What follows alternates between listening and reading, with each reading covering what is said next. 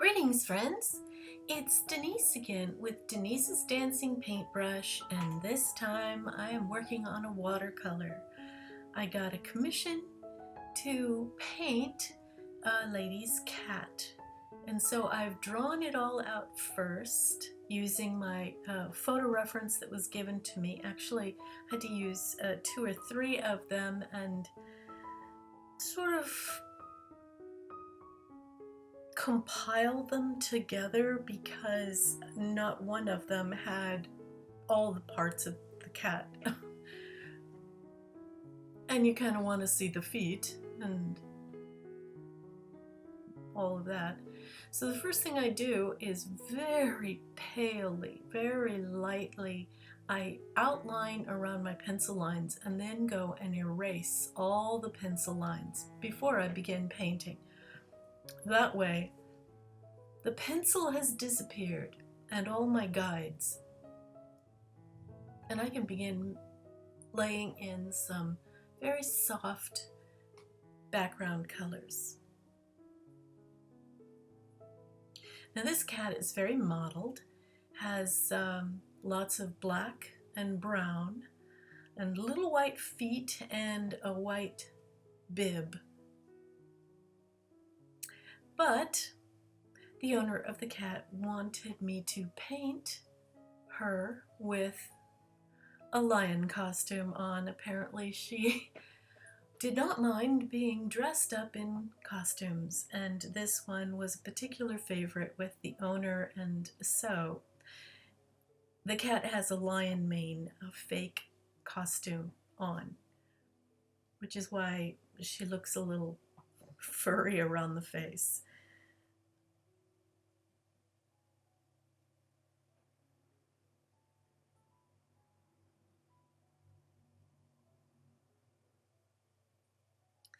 And as I go along, you can see I make a few changes, softening edges and things like that, that I think are too hard, too rigid for the fur on this cat.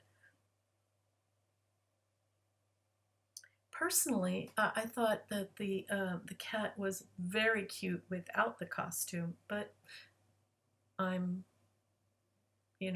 just the painter, not the owner. And so this cat's name is Tasha. And you can see these are very soft first layers that I put on just for the sake of laying in some color.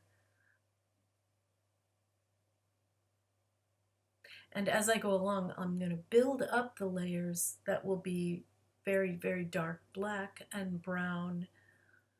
And that way you're not using pure paint on the paper. It's always best to layer the colors, and then you can stop when it's dark enough. If you try and use pure paint and paint it as dark as it actually is, well, for one, watercolor always dries about 20% lighter than you've put on. So it's always wise to put it on light to begin with, because you can't pull it up once it's gotten very, very dark if you need to make changes.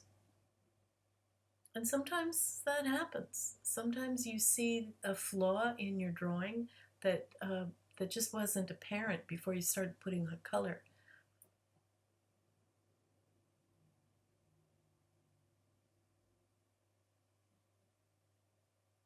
Now I'm using a number 5 brush to begin with.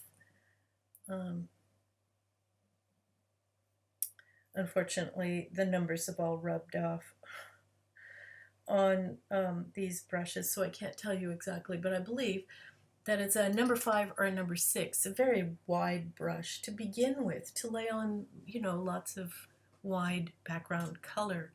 I'm using green, I'm using a purple lake, which is a rather burgundy color, a little bit of permanent rose, which is very, very pink, yellow ochre for the mane,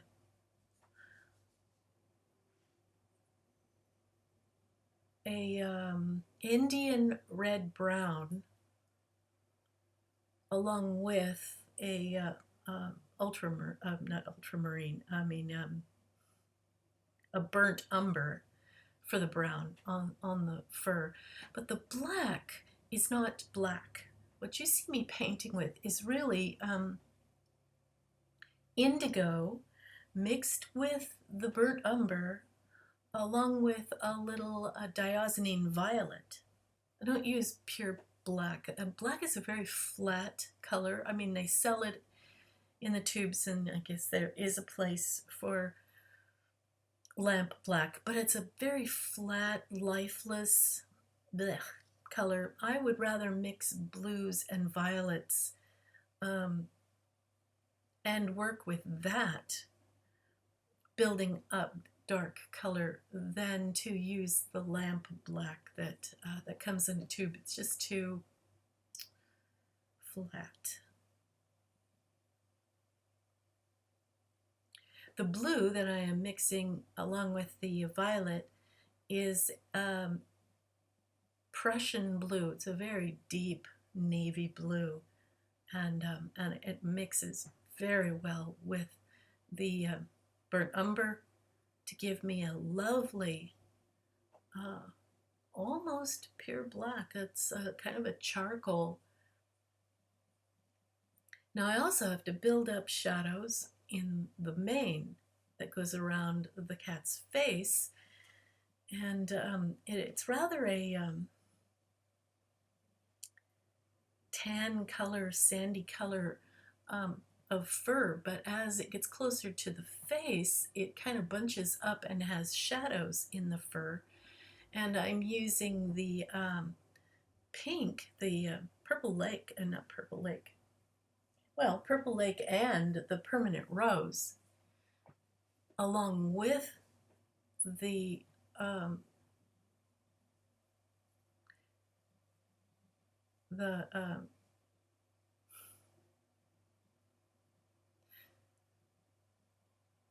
I can't think of what it's called. All of a sudden the name has escaped me. The yellow ochre, excuse me. And that gives me kind of a peachy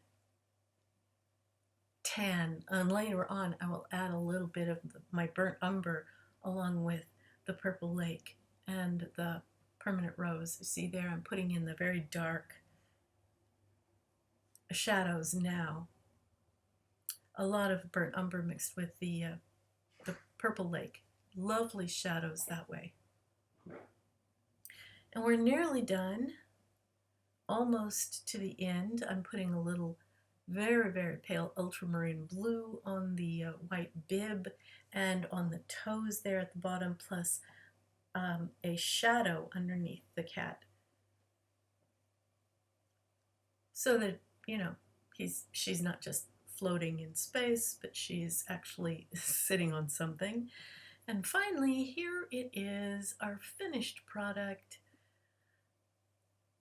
I scratched a few whiskers onto the paper rather than masking out the white for the white whiskers, and she's all done. What do you think?